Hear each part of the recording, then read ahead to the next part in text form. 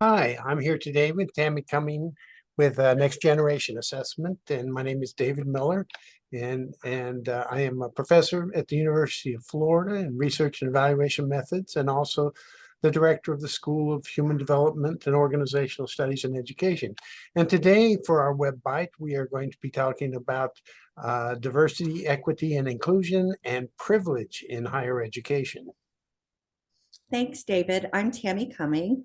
I serve as Associate Provost for Institutional Effectiveness at Brooklyn College of the City University of New York, which happens to be one of the most diverse institutions in the nation. And it's my privilege to introduce our guest today, Dr. Anthony Abraham Jack. Huh. Thank you for having me. I'm glad to be here. Glad to have you here. Um, for just to start off the discussion today, we have conducted some studies ourselves about DEI and have looked at the diversity with which people implement different initiatives for DEI in higher education. And what we found is that there is really no uniform or agreed upon answer to this problem.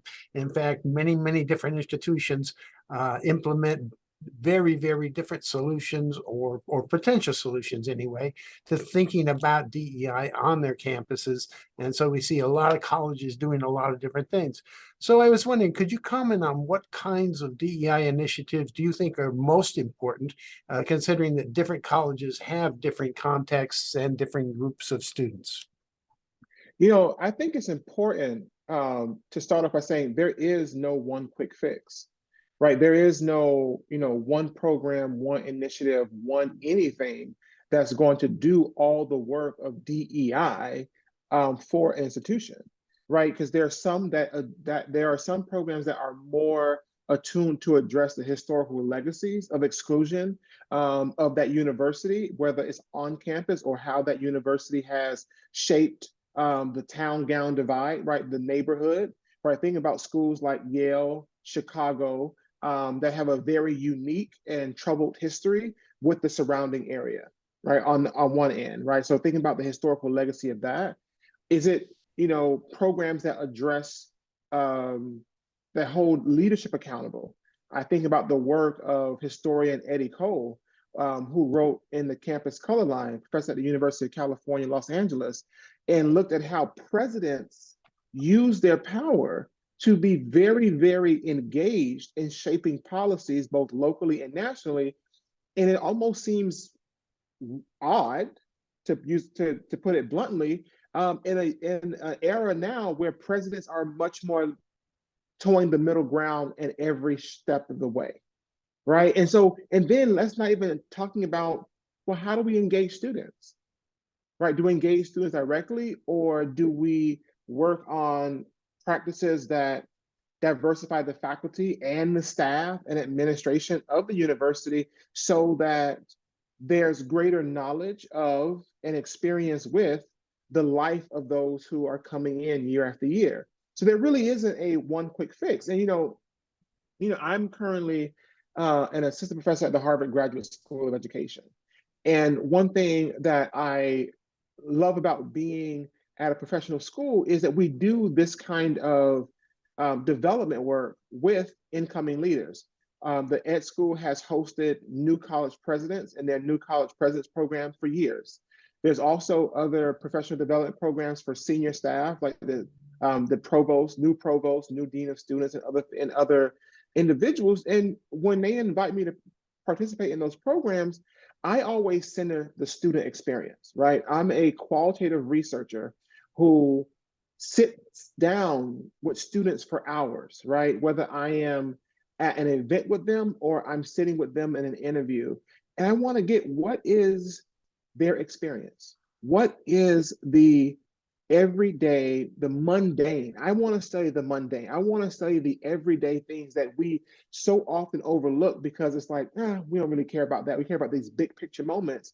No, to me, the most effective DEI programming as it pertains to making students feel a greater sense of belonging and connectedness is addressing the inequality in the mundane. It's addressing the everyday the differences in everyday experiences between your students who are low income, first gen, and or from underrepresented racial and ethnic groups. That is where it really gets you, right? That is when, because if it's only once a year, like at homecoming or family weekend, that you feel out of place, that's a lot of progress being made from what I see. But if it's every day that you're walking to class that you feel othered, if it's every time you walk into a STEM lab, you feel othered. If it's those everyday things that you have to begin to walk through, then slog through, then barely make it to, that's when you see the inequalities show up in the quote unquote quantifiable outcomes like GPA, persistence rates, progression through STEM. I want to understand the inequality in the mundane and ameliorate that very thing. Excellent points. I mean, as David mentioned, we started a study, and we also conducted focus groups with college presidents, diversity officers, and certainly there's no one size fit all, as everyone is echoing. It's really context dependent. But what I really like is what you're talking about with that sometimes overlooked, that traditional everyday experience of feeling that you belong. And so I think that is something that people really do need to pay attention to when they're trying to make a real difference and an impact regarding inclusivity and diversity and equity, of course. Is this Yeah. something? One other question I have when I listen to you is that it sounds like something that's in some ways almost a moving target. Is this something where you have to be there all the time and highly involved in this to really help people out? Or in your studies, do you find that you can often get a good feel for an institution and let them do their work and not need to really be involved on a day-to-day basis in understanding the problem? I know we have to be involved day to day in solving the problem, but I guess I also am just wondering if that's also true for understanding. I mean, we will always have a moving target, because what's important about understanding how to create an inclusive campus, it's also paying attention to the inequality that happens outside of it, right? Because students today are those who were children and coming of age during the Great Recession, right? When you think about the 2008, these were people who were beginning their formative years of schooling during the Great Recession. How many of them had to move? How many of their parents lost out on a lot, right? I have students who I interviewed as part of my second book project when campus closed that really were saying, like, this one student was talking about how much it drives her to be independent and to work more hours than anybody else of her peers, because she remembers all of her neighbors packing up. She remembers just how much her own family struggled to make ends meet during the Great Recession. She saw firsthand certain things, and like, that's just the Great Recession. What if you live in a Rust Belt city that was already struggling before that? What if you're from the Detroits? What if you're from certain parts of Cleveland? What if you're from certain parts of Baltimore, right? Certain parts of Philly, where you were already grappling with the outsourcing of jobs, the decline of labor unions, the loss of work that kind of held working class communities together and provided a buffer against social ills, right? All of those things come to college too, right? Why do we think that the college gates are some kind of pure, impenetrable, fortifying force? They're not. They're just as porous as they truly are as gates, where people can easily come in and out. Like, students don't just bring extra long twin sheets and pillows and fridge to this campus. They bring the inequality that has marked their lives from day one with them. So to answer your question even more specifically, yes, it's a moving target, and we should always view it as such, because it's not just preparing for the students who are on campus at that present moment. It's also looking at what are the larger social forces shaping the next class that you are about to admit, right? No matter what university you're at. Exactly. Well, I'm going to share this because I think you've done a wonderful job with the Privileged Four. Congratulations on your Thank book. you. It's been highly successful. And I really like the style in which you wrote it, showing the student's perspective. And, I hadn't thought about it in the way that you're presenting it here, and the way you talk the privileged poor versus the doubly disadvantaged. I think it's an excellent, excellent perspective that people should be aware of.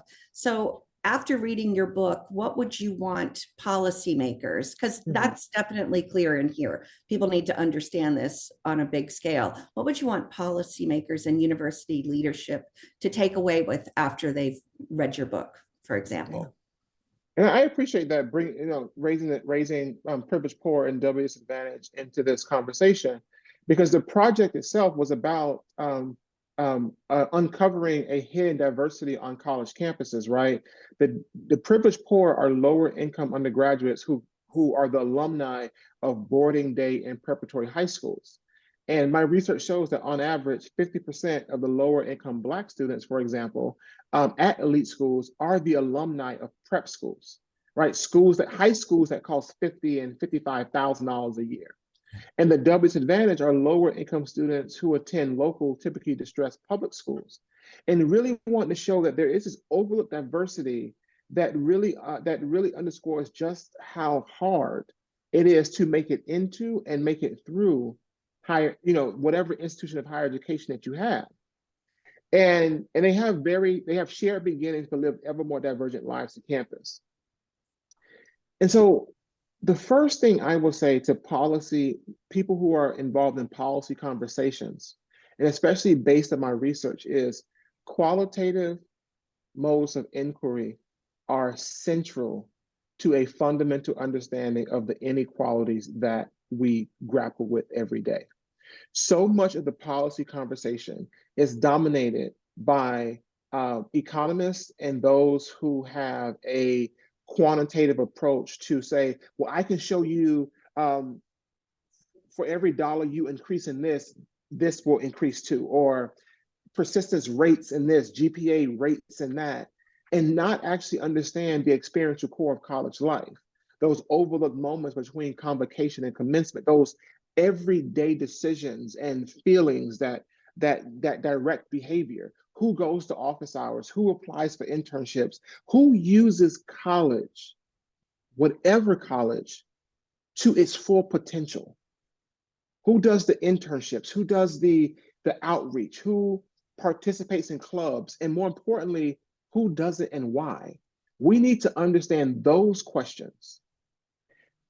And I want to center qualitative inquiry, because that's where some of those answers are found, is in talking to the students in a scientifically informed way. The other thing I will say to policymakers is to stop for a second and question what you take for granted. Right? There will always be those moments where you kind of get into a rhythm of announcing policies. Right? So for example, in the book, I talk about food insecurity. And they're like, well, Tony, you study elite institutions. You study the Harvards and the Yales and the Princetons and the Penns. What do you have to say about food insecurity? Well, when each one of those campuses makes the assumption that students leave campus for spring break to have fun in, Bermuda and Tulum and, Europe for backpacking and all those things, they shut down campus. What about those students who can't afford to go home or don't have a home to go back to? Right, that's the inequality that we are writing into their lives. And like bringing attention to that, more than 65 colleges across the country through engagement with this work have changed or augmented in some way, shape, or form their dining hall policies, meaning that students are no longer dealing with food insecurity on campuses that administrators didn't believe food insecurity could possibly exist. Right, and so again, questioning what you take for granted is such an important mindset for a leader, in my opinion, to be able to enact policies to help students. And for me, that's really, really important.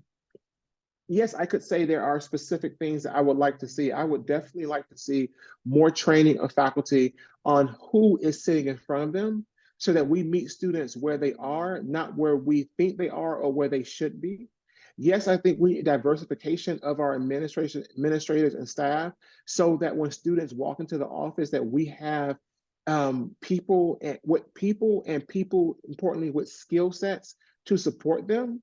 Because I'm not talking about just demographic diversity. I need us to be better trained in understanding how inequality works in America, especially for our Black, Latinx, and Native and Asian students, right? Just think about the past 2 years, just how everything happened to everyone, but more stuff got piled onto certain groups than others, right? When you think about how COVID hit Native and Black communities, but then you think about the hate crimes that we've seen against Black and Asian communities and ignored those on reservations or near reservations, given the number of Native and Indigenous women who were literally hunted down like prey and tossed aside just the same, right? We didn't talk about that, but yet we need to be prepared to help students who witness that in their community, even if they didn't witness it firsthand. There's a lot of pain and trauma that we are dealing with. And so when I talk about policy, I think there's a framework that we need to do. There's an approach, right? That framework is understanding the larger inequalities. The mental approach and perspective is questioning what we take for granted, and then building that out into the very policies that we implement when it comes to hiring, training, and teaching. Absolutely. And, qualitative and quantitative, they really do need to, they complement each other and one shouldn't be overlooked. So I really like that you bring that perspective, but you bring up so many valid points, and I'm really glad that we're having this conversation. I know University of Florida is in a unique position, right? Because it had some historically limitations there. And David, I know that a lot has happened on your campus, even things that people hadn't thought about being offensive to certain groups that you realize were. So I don't know if you want to expand a little on that and the work that you've been doing at UF. Well, I think there's just been a lot of change and a lot of initiatives that have been trying to look at these issues and take our history a little more seriously. So I think that the things you bring up are especially important. I think that there's just been a whole host of different things, and including, I mean, one of the basic things I think that Tammie was referring to there is you go to football games and they are screaming gator bait without a consideration of the horrible history of that language and what that was used for in the past.